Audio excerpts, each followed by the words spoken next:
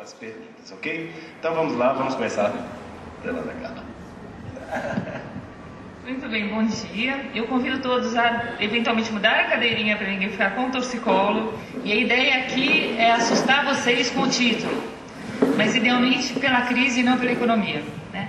A gente, quando pensa em economia, quem não é da área, costuma ter uma certa alergia. A gente já está vencendo essa etapa, a economia está voltando a ser humana. Vale lembrar que a economia nasceu da filosofia moral, né? A economia não é uma coisa só de métricas, como a gente segue hoje. Ela é de indicadores, de segmentos para a gente justamente orientar a política, mas não é ela que deve ditar a política. E é justamente essa a tônica do que eu queria trazer para vocês. Então, olhar como a economia da cultura, que é algo ainda tão pouco discutido hoje no Brasil, embora no mundo tenha já seus 40 anos, pode ajudar a não fazer com que o Brasil volte aonde estava, mas que o Brasil dê um salto. Como que a gente pode utilizar a economia da cultura como estratégia de desenvolvimento, né? E para isso, primeiro, a gente tem que entender melhor o que é economia da cultura. Para a gente entender o que é economia da cultura, eu acho que vale pensar o que não é economia da cultura. Então, assim, 6 perguntas básicas para a gente estar na mesma pauta. Alguém ainda acha que a crise é uma marolinha? Acho que essa altura do campeonato, não, né? Então, ficou um redondo não vermelho. Quando a gente pega os efeitos da crise visíveis no dia a dia, o que a gente percebe? Queda de investimentos, que leva a desemprego, por isso, inclusive, vários países e regiões do mundo com pacotes enormes dentro de suas possibilidades, para que o desemprego não seja tão crescente. Por quê? Porque uma vez a pessoa desempregada, ela claramente não consome. Se ela não consome, ninguém vai produzir, porque vai vender para quem? E daí a gente entra num ciclo muito perverso, né, em que a gente entra numa espiral negativa. E dá uma pane no GPS, porque a gente falou, opa, e aí, agora para que lado a gente vai? Porque aquelas coisas nas quais a gente acreditava agora já não estão mais funcionando. Mudaram as regras do jogo no meio e ninguém me contou quais são as regras novas, né? O grande barato da história é justamente que não há regras novas, a gente está construindo essas regras novas. E o que isso acaba mostrando? Quando a gente lê os jornais, mesmo o jornal televisivo, que costuma ser mais superficial, a gente percebe claramente toda a degringolada das bolsas, né? Aquele susto, aquela despencada. O touro de Nova York é uma escultura que é essa, só que o touro normalmente fica de pé, né? Na frente da Bolsa de Nova York é o grande símbolo da Bolsa de Nova York. Então é o símbolo do poder capitalista financeiro no mundo. E vários jornais já têm começado a fazer essa sátira de veja bem, o touro já não está tão forte assim, né? Ele já deu uma despencadinha. Por quê? Porque está na hora de a gente rever se efetivamente a gente quer que finanças continuem ditando as regras do mundo. Ou se a gente quer que outra lógica dite as regras do mundo. E outra questão interessante é essa, quando a gente observa os jornais e as sátiras, tem uma moeda afundada, ou seja, a gente tem todo um sistema financeiro que se mostrou pouco interessante, num mar de lodo, todo mundo lá com uma plaquinha de salvem nossos empregos, e puxando lá na frente a gente tem 2 bandeirinhas, da Índia e da China. E que é curioso, porque se a gente parar para pensar, há 15 anos, quem teria dito que Índia e China estariam salvando os Estados Unidos e o resto das economias ditas desenvolvidas, né? A segunda pergunta que cabe, então, é se essa crise é uma novidade, se é surpreendente ou se é inesperada. E os economistas, pelo menos 95% deles, né, espero que você esteja nos 95%, vou ter certeza que está, acham que não é nem surpreendente nem inesperada. Então não é surpreendente. Vamos ver algumas coisas que mostram isso. Essa é uma foto de Detroit, né? Os Estados Unidos só conseguiram continuar com a indústria automobilística do jeito que ela é, primeiro graças à Segunda Guerra Mundial, né, que por conta da Segunda Guerra os países deixaram de ter muita produção, porque vários deles estão envolvidos nos conflitos bélicos, e outros tantos, quando a guerra terminou, fizeram acordos com os Estados Unidos, como foi o caso do Brasil. E daí a gente começou com as grandes rodovias, um investimento pesado em indústria automobilística e afins, que depois, até quando a gente abriu a economia, as nossas indústrias eram as indústrias, na verdade, estrangeiras, né? A primeira vez que Volkswagen, Ford, GM eram defendidas como indústrias nacionais. E a sede da indústria automobilística mundial é Detroit. E o que aconteceu com Detroit, então, depois de inúmeras quedas e que o governo ia lá, dava uma amarradinha para a indústria automobilística dos Estados Unidos continuar muito forte? Era uma cidade que de 2 milhões de habitantes passou hoje a ter 800 mil.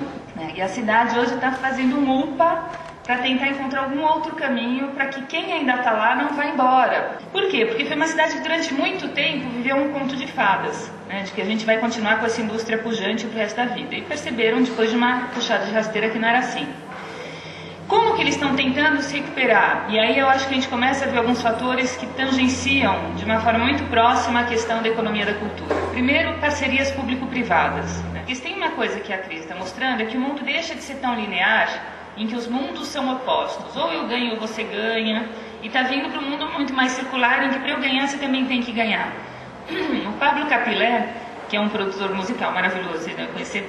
O Pablo outro dia falou assim: Cainha, a questão é a seguinte: hoje em dia, até para ser egoísta, a gente tem que pensar no outro. É exatamente o lance. Se a gente não começa a pensar como é que o outro também vai ganhar, ninguém consegue fechar nada hoje em dia. E é muito do que Detroit está tentando fazer hoje na sua própria economia, encontrar um outro caminho com essas parcerias.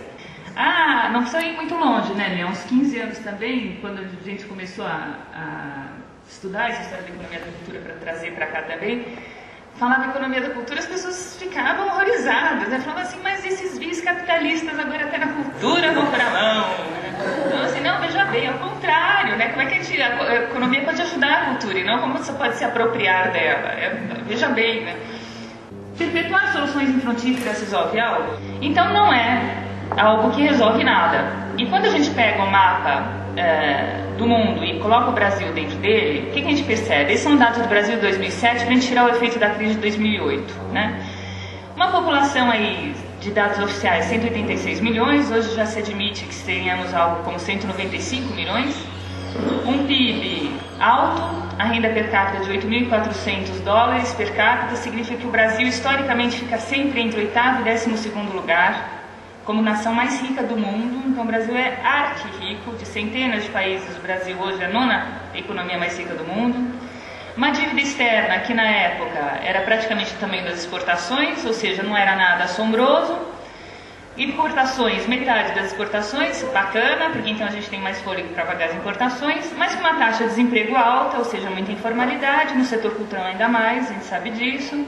E com 2 pontos muito complicados e que estão cada vez mais complicados, são gastos do governo, porque se o governo gasta não com infraestrutura, mas com manutenção da máquina, não sobra dinheiro para investir, e com uma carga tributária que é uma das mais altas do mundo. Então esse é um modelo econômico que é muito complicado por conta desses pontos. Quando a gente coloca o Brasil no mapa mundial, o que é o tal do coeficiente de Gini? Na verdade é um coeficiente, como o nome indica, mas é um indicador de desigualdade de distribuição de renda. Quanto mais baixo o númerozinho, mais bacana é a distribuição e mais verdinho fica o país. Quanto mais alto o número, pior é a distribuição e mais vermelhinho fica o país. Não precisamos nem pensar muito de que cor entre cereja e vermelho fogo está o Brasil, né? O Brasil, nesse levantamento, que eram 124 países levantados, o Brasil era o único país não africano que aparecia. Hoje o Brasil é visto, ontem do Gary Becker, que é um prêmio Nobel de Economia, estava dizendo que o Brasil é o país que nessa lista já está na lanterninha, né? Então a gente passou vários países que ainda conseguiam ser piores do que a gente. Isso a gente sabe no dia a dia, né? Que essa distribuição de renda é muito desigual, muito perniciosa. Mas quando a gente olha, por exemplo, os Estados Unidos, a gente percebe que não é exatamente um verde-bandeira, né? A gente fala, pô, mas será que é esse modelo que a gente quer perseguir? Ou será que de novo está na hora da gente mudar um pouco as coisas, né? A cultura pode ser a base de uma estratégia de desenvolvimento socioeconômico, já que a gente está buscando um novo modelo? E aí é que tá, a gente acha que sim, a nossa missão aqui é convencer vocês do mesmo. Então vamos lá. Para vocês terem uma ideia de por que a gente acha que sim, a gente tem um estudo feito pela ONU da contribuição das indústrias criativas para o PIB e para o emprego de vários países. São todas as indústrias culturais, mais artesanato, ou seja, o que a gente entenderia por economia da cultura, e mais algumas indústrias que algumas pessoas acham que são cultura, outras acham que não são cultura, e daí acabam entrando no pacote para esses dados. O que é isso? Propaganda, arquitetura, design, moda, tudo que se diz que bebe cultura para desenvolver alguma coisa mais funcional. Então esse pacote de coisas, que claramente se inspira em cultura, contribui para o PIB, para o emprego de forma diferente para cada um dos países apresentados ali embaixo. Vejam só, para os Estados Unidos, 11% do PIB dos Estados Unidos vem disso. 11% do PIB dos Estados Unidos dá 1 trilhão 250 bilhões de dólares. É muito zero, né? para pôr na cabeça. É muita grana. Então a gente já começa a ver que tem aí um grande potencial de geração de dinheiro e grande potencial, claramente, de geração de empregos. Isso pode ser uma excelente notícia se a gente está buscando justamente gerar dinheiro e gerar empregos.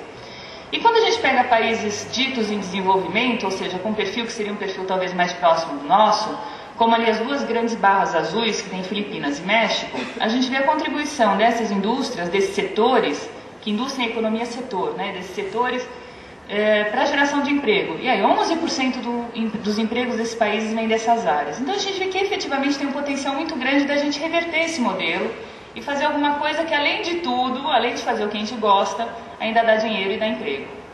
1 quilo de algodão exportado pelo país, pelo Brasil, isso são dados do Banco Central levantados pela São Paulo Fashion Week, gera $1 para a balança brasileira. A gente exporta 1 quilo, ganha $1. 1 quilo de confecção gera $20. Então assim, camiseta, meia, coisa simples, né? 1 quilo de moda gera entre $70 e $80.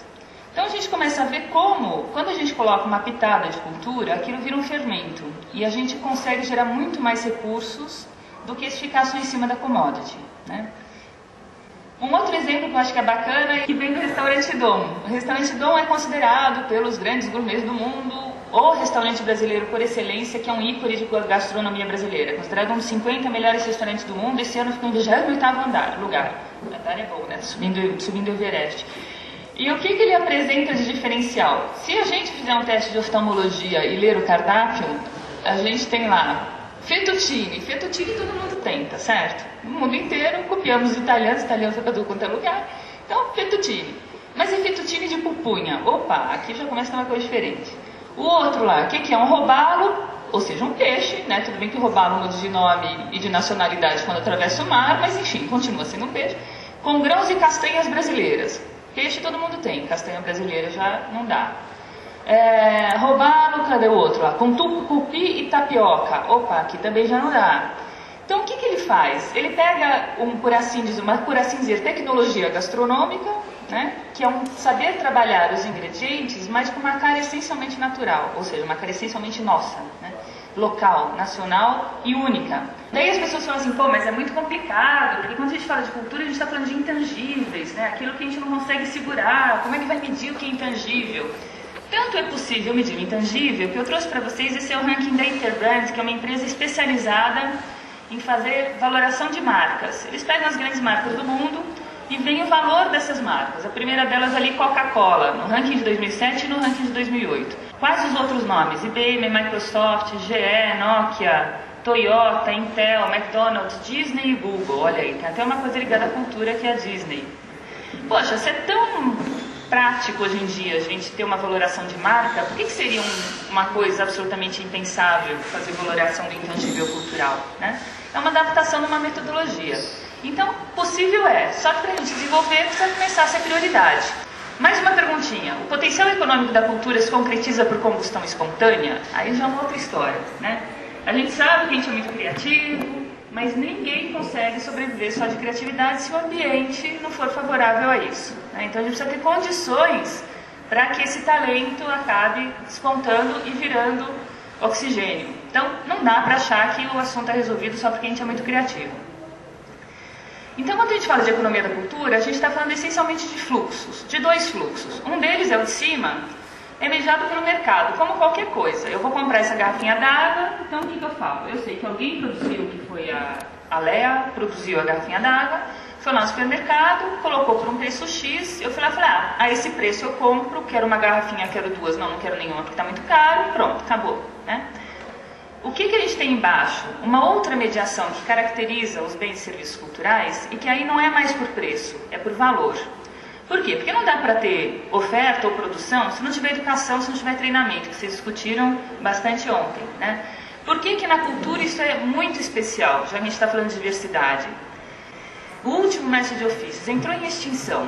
É que nem meio ambiente, não tem como resgatar. E por que esse é o último? Por que não tem aprendizes? Daí a gente vai lá, seu fulano, mas ninguém se interessa em fazer essa selaria, esse artesanato? Então assim, não, até se interessa, mas acontece que o menino precisa pagar as contas, se ele quer casar, quer comprar casa, como é que ele vai viver disso? Então, por falta de opção econômica, as pessoas deixam de seguir uma carreira cultural. Então não adianta a gente falar de oferta, de produção, de criação, se a gente não der as condições econômicas para que as pessoas sobrevivam daquilo. Também não adianta falar de mercado, distribuição, difusão, se a gente não tiver de fato uma democracia de difusão. O que isso significa? Hoje, 85% das salas de cinema do mundo estão nas mãos dos grandes conglomerados de mídia. 85%. Né? A gente tem 8% dos municípios brasileiros com salas de cinema. 70% do comércio mundial de música está nas mãos de 4 grandes empresas. A rigor tem 4 cabeças decidindo que 70% do mundo da música vai ser comprado. Então é muito complicado a gente falar de democracia de difusão, porque não tem de fato um espaço nas mesmas igualdades para a gente estar falando dos independentes. Né? Então já tem um funil, que é o que a gente chama de gargalo. E também não adianta a gente falar de demanda se não tiver geração de hábito e interesse. E o que significa isso? Agora eu chego ao meu Judas da vez, que é o Big Brother. Né? Eu estou lá trabalhando, eu sou a Mariazinha, e eu estou lá trabalhando bonitinha. Daí eu falo assim, então acho que eu vou chegar em casa, vou ler um livro, vou assistir alguma coisa minimamente mais ilustrativa do que um Big Brother. E daí chega o meu colega e fala assim, mas você viu? É um absurdo aquele menino atirada, mas ele não, só falta jogar no colo do cara. Mas quem que você acha que vai pro paredão? Você não acha que eu quero dar pro paredão? Você fala assim, não assisto Big Brother. Você não assiste o Big Brother? Como assim? Mas você é um alienado? Mas você não assiste o Big Brother? A gente fala assim, não, veja bem, né? Quase pedindo desculpas, né? A gente sai, trabalho, vai pegar o ônibus. E daí atrás está, não, porque eu acho que é fulana, porque eu acho que é Beltrano, porque não, mas realmente aquela nossa é insuportável, não sei o que lá, e a gente... E daí eu adoro do Big Brother, e vejo o Big Brother, a gente chega em casa, vai assistir o Big Brother, porque não vai passar pelo vexame no dia seguinte, chegar no trabalho e não saber quem vai pro paredão, não dá, né? Então, de que fato a gente está tratando aqui? De uma condução absurda para o que as pessoas vão consumir ou deixar de consumir, inclusive culturalmente. De que geração de hábitos e interesses a gente está falando, quando a gente tem um peso mediático tão grande, né? E daí, de novo, a gente tem uma funilada. Então, a gente produz um montão, distribui menos e consome cada vez menos. Só que, assim como ocorre em qualquer outro setor, se eu consumo isso, por que a pessoa vai produzir aquilo? Não tem espaço, e daí vai diminuindo cada vez mais. Qual que é a diferença entre o fluxo de cima e o de baixo? O de cima é mediado por preço, o de baixo por valores. Olhem que bacana o jeito que a gente fala, como ele revela a distinção entre os dois. Quando a gente chega em algum lugar e fala assim, quanto custa isso? O cara fala, 312 milhões de reais, 415 centavos. Daí a gente fala assim, pô, mas o cara viajou, né? Não tem noção, não sabe o que isso custa, não vale o que custa. Não vale o que custa, já revela esse abismo entre valor e preço. E às vezes ocorre o contrário, né? O cara dá um preço e fala assim, olha, essa pulseira maravilhosa, feita de raiz de não sei o que lá, custa R$2, mas se você levar 3, eu faço 3 por 4. A gente fala assim, puta, o cara não tem noção, né? Ele não sabe o valor do que ele está vendendo. É a mesma coisa, a diferença entre preço e valor. Se a gente não alinhar cada vez mais preço e valor, a gente vai continuar tendo um problema, né? Porque a gente não vai fazer com que as pessoas que produzem esses valores culturais possam sobreviver economicamente disso. Bom, última perguntinha. Temos a consciência, os instrumentos e a vontade de encarar um novo paradigma? Aí, X. Né? Vamos ver se temos, tomara que tenhamos. Então, vamos em frente. As primeiras notícias sempre seguem o paradigma anterior. Então, logo que eclodiu a crise, essa foi uma notícia que saiu até mundialmente, porque entrou no boletim da Reuters, dizendo que a crise vai reduzir o orçamento da cultura em 2009, disse o ministro. Então, o que acontece? A gente está vindo de uma lógica e a gente reage dentro da lógica na qual a gente está. A sabedoria está em conseguir ajustando o rumo do barco no meio da tempestade. E aí a gente tem que ver o que o futuro nos reserva. Vamos em frente. Quais são os 4 requisitos para que a gente consiga fazer essa mudança de trajetória? Primeiro, pensar no fluxo histórico. Segundo, no fluxo entre setores, ou seja, deixar de considerar a cultura como um setor e ver como de fato ela é transversal a todos eles, que é o que eu gosto de chamar de caleidoscópio da cultura, né? Que quantos mais setores a gente tiver, mais rica fica a figura. Pensar em fluxos de bens e serviços culturais, e aí nacional e internacionalmente, e fluxos de interesses convergentes. E eu vou passar rapidamente por cada um deles. Fluxo histórico, vejam só que coisa alucinante. A gente pensa em Revolução Industrial, nesse cenário absolutamente fétido da economia, mas que foi tão fundamental como evolução histórica, tinha um economista que era o economista, que só dava aula nas melhores faculdades de economia da Inglaterra, ou seja, era o cara no lugar, no momento. Né? E ele fazia uma série de discursos, e esse daqui é um livrinho, esse Economia Política da Arte, no qual há uma compilação de alguns desses discursos, e dizia o seguinte: para homens cercados pelas circunstâncias deprimentes e monótonas da vida manufatureira inglesa, esse quadro horroroso, simplesmente não é possível design. Podem ter certeza disso. O que é design aqui? É inovação, é a criatividade, é pensar diferente. O operário moderno é inteligente e engenhoso ao mais elevado grau, ou seja, o cara é talentoso. Porém, ele é sutil no toque, precisa no olhar, mas de modo geral, falta-lhe inteiramente o poder do design. Não é por combustão espontânea, né? Sem observação e experiência não há design. Se ele não for imerso num ambiente que conduza à criatividade, não adianta ele ser uma pedra bruta que nunca vai ficar uma gema lapidada. Então ele precisa ter condições para expressar esse potencial dele. E não vai ser numa fábrica apertando o botãozinho 24 horas por dia. O John Ruskin escreveu isso em meados do século XIX, ou seja, vão ser lá mais de 150 anos. Fórum Econômico Mundial. Publica anualmente um relatório de competitividade de viagem e turismo. Esse aqui é o relatório de 2008. E ele coloca o Brasil, em termos de competitividade de viagem e turismo, em 49º lugar. É péssimo, né? O que puxa para baixo? Vão de baixo para cima. A burocracia não tem nem classificação, está lá na lanterninha. Segurança, 128º lugar, né? A gente sabe disso porque é complicado, a gente mora aqui e sabe o que rola. Qualidade dos portos, qualidade das estradas, ou seja, infraestrutura. O que a gente está falando aqui? Que não investir em infraestrutura, olha o que acontece com a nossa média. Que a pessoa fala, mas o que eu vou para lá que vai enfrentar buracos, falta de sinalização, problemas e filas? Não estou disposta, eu turista não estou disposto. Competitividade de preços, essencialmente passagens e taxas. Agora eu não sei como é que está, mas até uns 2 anos a taxa aeroportuária no Brasil era a mais alta do mundo, que é uma coisa alucinante. Sustentabilidade ambiental. E o que puxa a gente para cima? Recursos culturais e recursos naturais, né? Então o Brasil é visto como 3º lugar em recursos naturais, 12º em recursos culturais. E como a gente está explorando ou não isso, né? Como a gente efetivamente está conseguindo trazer pessoas para cá voltadas a isso? Menos do que a gente poderia, né? Outra história, cruzando cultura com outros setores, e aqui especificamente economia. E é um relato interessante. Em 1945 termina a guerra. Em 1946, o ministro das Finanças dos Estados Unidos chegou para o seu colega da França, por isso o nome dos dois no nome do acordo, e falou assim, ó, a questão é a seguinte, está aqui a dívida, pode começar a pagar. Ele falou, sinto muito, né, não tenho dinheiro. Ele falou, mas vamos fazer um acordo absolutamente recusável. E o acordo é o seguinte, eu te concedo anistia de parte da dívida, mais uma ajuda financeira, pagável em 35 anos. Agora imaginem o que são 35 anos para alguém que até ontem não sabia se estaria vivo no dia seguinte, né? É um tempo a perder de vistas. Para a gente já é, imaginei naquela época, para uma pessoa nessas condições. E um novo empréstimo bancário subiu uma condição. E essa condiçãozinha é que você abra as suas salas de cinema para os filmes que eu determinar durante 3 semanas por mês. Então, durante 3 semanas por mês, eu, os Estados Unidos, vou colocar os filmes que eu quiser no seu cinema. Daí chega hoje 85% das salas de cinema no mundo nas mãos dos grandes conglomerados. E a gente fala assim, poxa vida, mas os caras tinham uma visão de bilheteria, né? Fala assim, que bilheteria? O que acontece hoje com as novelas, com os filmes, com tudo, né? A gente quer a televisão que apareceu na TV, quer o corte de cabelo da atriz, quer o carro do mocinho do filme, quer até a blusa do bandido, mas quer comprar. Então, os veículos culturais de bens e serviços que não são culturais e que movimentam a economia. Os Estados Unidos utilizaram, e continuam utilizando, assim como outros países, muito bem essa questão. Então é muito interessante ver como efetivamente a cultura movimenta outros setores não econômicos, né? No Brasil a gente tem pouquíssimos dados levantados com relação a quanto isso impacta na nossa balança comercial, no nosso balanço de pagamentos.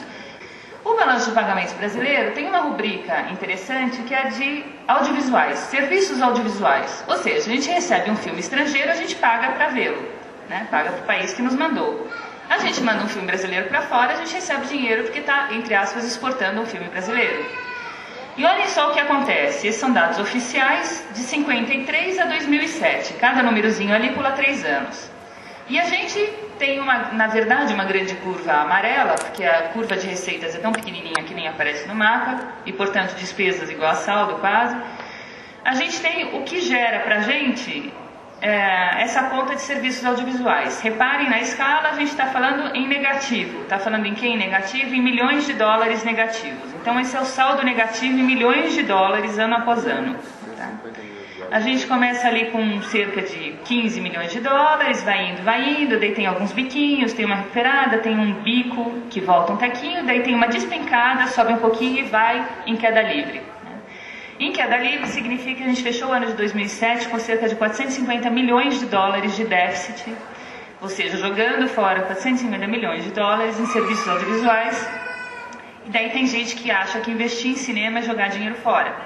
Na verdade, investir em cinema é não jogar dinheiro fora, né? Porque se a gente tivesse uma indústria de cinema suficientemente parruda, de repente essa curva poderia ser menos em queda livre, né? E aí a gente estaria deixando de jogar dinheiro fora, mandando para fora, e estaria com o nosso dinheiro e a nossa cultura mais valorizados.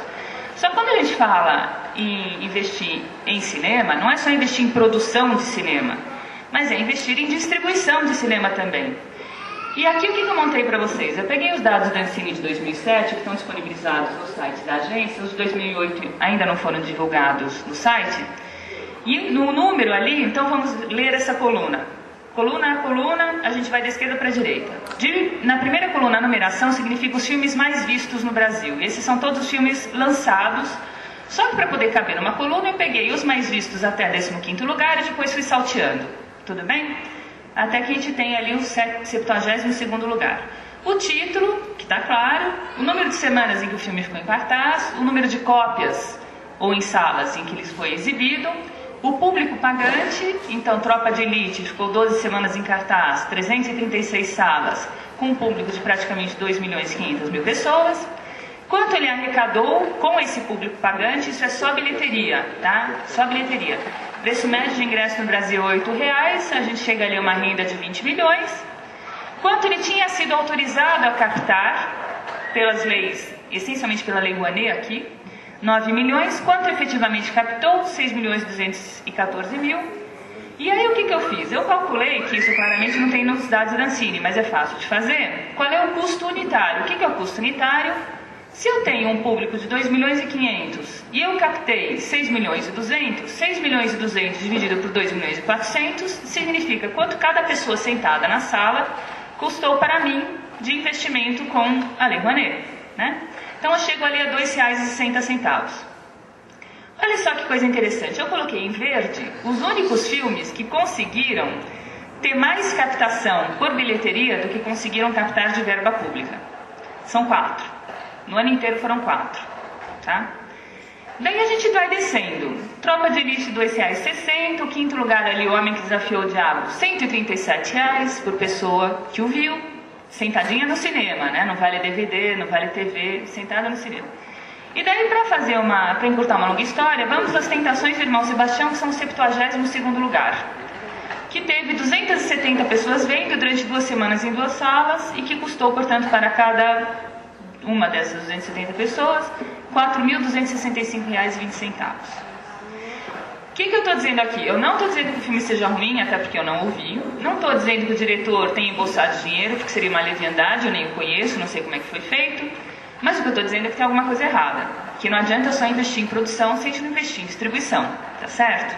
Com 8% de salas de municípios com salas de cinema e uma concentração tão absurda nas mãos dos grandes conglomerados, fica muito difícil a gente conseguir ter uma distribuição nos moldes tradicionais.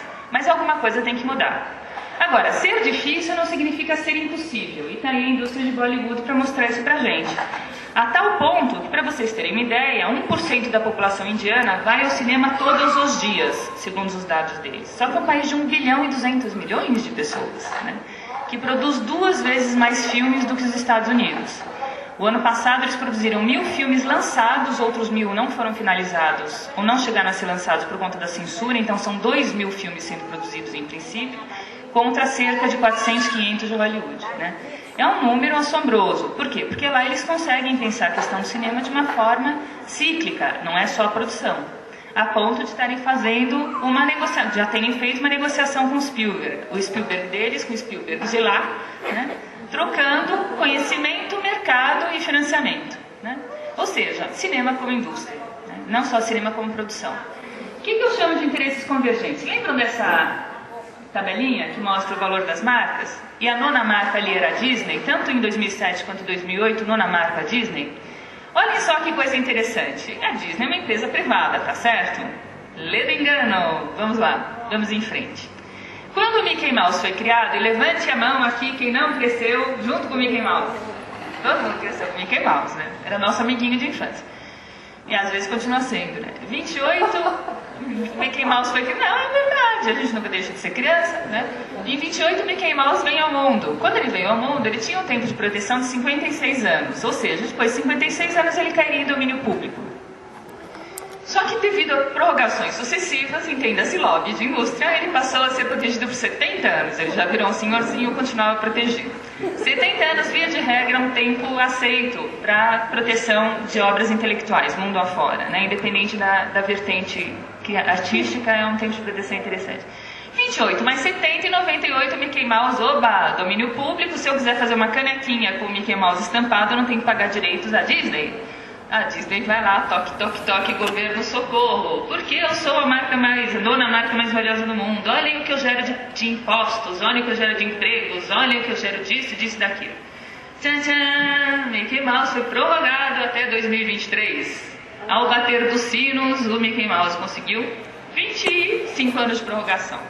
E vai saber se em 2023 não vai ser de novo. Mas por quê? Porque é a nona marca mais valiosa do mundo. Como que a indústria Disney conseguiu fazer isso? Levantando dados. Se a gente não tiver dados, que é o ponto que o Rômulo levantou também, a gente não consegue defender, né? Então, por isso a importância de indicadores, por isso a importância de a gente conseguir fazer um acompanhamento das políticas e ações. Porque senão a gente não consegue defender o que a gente quer. Mais algumas coisas interessantes. Quando a gente fala, mas o mundo é plano, e vejam bem, na verdade, os acordos intelectuais mundiais, até a página 2. Assim como o Mickey Mouse lá teve um tempo prorrogado até 2000x, né? Terceiro milênio, quarto talvez, a gente tem um caso absolutamente paradoxal frente a esse, que é o desse pariozinho azul que chama kikoi, que é típico de uma parte da costa da África, em especial do Quênia. E uma empresa britânica, que aliás foi quem desenvolveu esse site, resolveu registrar o nome kikoi. Sei lá se pronuncia desse jeito, aliás, mas enfim, o kikoi. E o que aconteceu? Como teve a tentativa de cupuaçu, de rapadura, lembram-se? De cachaça, por outras empresas. Só que essa empresa conseguiu. E ficou durante 2 anos um litígio internacional para derrubar essa concessão do nome kikoi. Porque imaginem a coisa surreal das quenianas terem de pagar para a empresa britânica para poderem vender aquilo que tradicionalmente, secularmente, milenarmente é feito na comunidade delas. É um absurdo. Mas ele acabou sendo derrubado em abril do ano passado, se eu não me engano. Mas foi tempo e foi dinheiro. Agora, nas comunidades tradicionais, quem tem acesso à legislação, quem sabe como funciona, quem consegue registrar e quem tem grana para registrar, né? Porque custa caro, depois está patente e aí para frente. Então a gente tem que ver esses paradoxos mundiais, pensar de novo em fluxos internacionais, mas com a mesma lógica do Big Brother. Até que ponto a coisa é na teoria ou até que ponto a coisa é na prática, né? Porque tem uma distância abissal. E esse é um exemplo prático que eu acompanhei de perto, porque foi da minha professora de escultura. Eu tenho uma professora de escultura maravilhosa, que é santista, e ela fez, inclusive, no Porto de Santos, uma obra que hoje está lá, enorme, para comemorar a chegada do primeiro navio japonês ao Brasil. E quando foi agora, o ano passado, a comemoração do centenário da imigração, o governo japonês fez uma cópia dessa escultura e cunhou uma moeda comemorativa, que eram acho que 8 milhões de moedas. E simplesmente esqueceu de colocar o crédito à escultora e sequer, obviamente, não tinha nem crédito, de pagar pelo uso da imagem da obra dela. E ela ficou sabendo, por acaso, numa reunião, que chegou uma pessoa lá da apresentação e falou assim: você não está muito orgulhosa da sua escultura estar numa moeda? Ela falou: como assim? Eu não estou entendendo. E ela foi atrás da história e descobriu que a moeda já tinha sido cunhada e estava para entrar em circulação, na boca de entrar em circulação. E daí ela entrou com um processo falando: ó, vamos chegar a um acordo, porque não só financeiro, mas essencialmente moral, porque nem meu nome vocês colocam. E o governo japonês derreteu todas as moedas e cunhou novas moedas e ainda soltou uma série de notícias dizendo que por falta de compreensão, de amizade, de X da artista brasileira, eles não puderam fazer aquilo e o contribuinte japonês levou um calote porque eles tiveram que pagar não sei quanto para recunhar a tal da moeda. Só que também não fizeram nenhum acordo de negociação e nem de inclusão do nome. Acharam mais fácil derreter e cunhar tudo de novo, né? Então a gente vê até que ponto as coisas de fato não são iguais. Vamos em frente. Interesses convergentes. E aqui, uma coisa que deu certo dentro do seu contexto, né? Porque as coisas sempre têm de ser contextualizadas. Em 97, o Reino Unido resolveu fazer um levantamento das tais das indústrias criativas e fez uma força-tarefa do governo. Quem ele juntou nessa força-tarefa, sob mando do Tony Blair, que tinha sido recém-eleito, falou assim, a gente precisa entender para onde vai a economia e o que é bacana para a gente, Reino Unido. E não por menos chegaram à conclusão de que seriam as indústrias criativas. Lembram das mesmas indústrias criativas de que a gente estava falando? Essencialmente cultura, aliás, né? Juntou todos os órgãos públicos, meio ambiente, transporte e regiões, relações exteriores e a Commonwealth, comércio e indústria, educação e emprego. Cada um desses tinha uma mesinha, um lugarzinho ao redor da mesa, e mais aquela turma da direita como conselheiros privados nessa força-tarefa federal. Então pegaram o Richard Branson, que é da Virgin, que tem desde aviões até CDs e loja de discos, pegaram o Paul Smith, que é um super designer e estilista, uma galera que mexe com indústrias criativas na prática, no setor privado, juntaram todas as pastas públicas, falaram, turma, vamos discutir.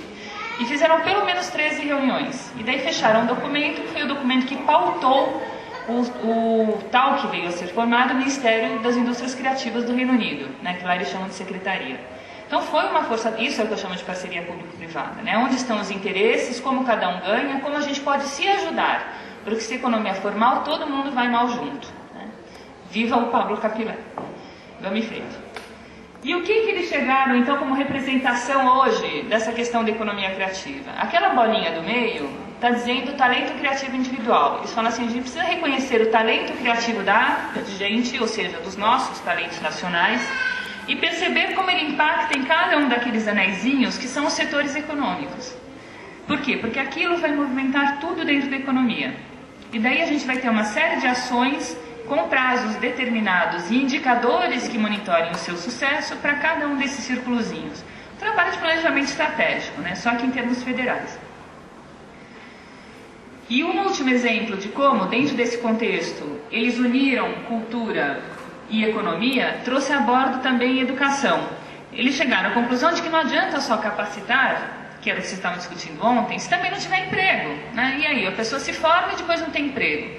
Então eles fecharam uma estratégia apoiada em pelo menos 70 milhões de libras, que hoje daria algo como o quê? 280 milhões de reais, de recursos públicos comprometidos e não contingenciados, e todos os departamentos do governo, ainda botaram a fotinho de cada um dos responsáveis por esses departamentos, porque não é nem só o nome, é a cara da pessoa, né? Muito emblemático isso, estão totalmente comprometidos com isso. Isso é ipsis literis, aspas, do documento, né? E eles fecharam uma série de ações, como por exemplo, garantir junto à BBC um tanto de empregos, porque a galera que se formar em cinema vai poder ter pelo menos processo de trainee e estágio dentro da BBC. Ou seja, eles foram articulando entre capacitação e emprego, porque senão fica aquela história, eu quero estagiário com experiência, né? E aí, o que eu faço? Estagiário com experiência, conceito surreal. Então assim, recapitulando, como que a gente pode tomar a questão da economia da cultura como estratégia de desenvolvimento? A gente tem que cumprir algumas questões. Tem que primeiro se conscientizar acerca do seu potencial, né? Deixar de achar que cultura é despesa e começar a reconhecer que é investimento. E aí os números contra fatos não argumentos, né? Estão aí explícitos na nossa frente. Ter essa visão de cadeia, não investir só em produção se não tiver distribuição, não investir só em distribuição se não garantir demanda, não investir só em capacitação se não tiver mercado de trabalho fomentado, né? As coisas têm que ser articuladas em conjunto. Levantar dados sistematicamente, levantar indicadores. Se não tiver números, a gente não convence ninguém, né? A gente vive numa sociedade capitalista querendo ou não. Isso é fato da vida, não adianta fingir que não é. Então, o que a gente fala na sociedade capitalista? A gente mexe com números.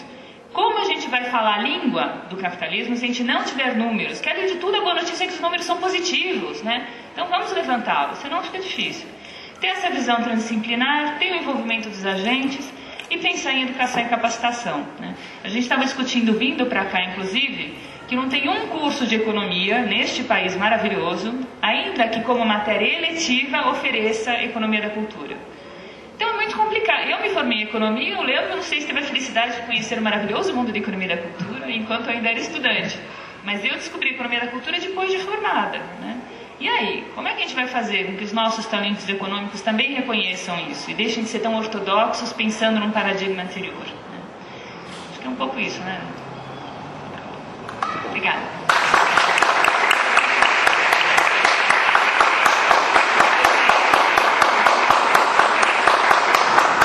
Ok, gente. Teremos então agora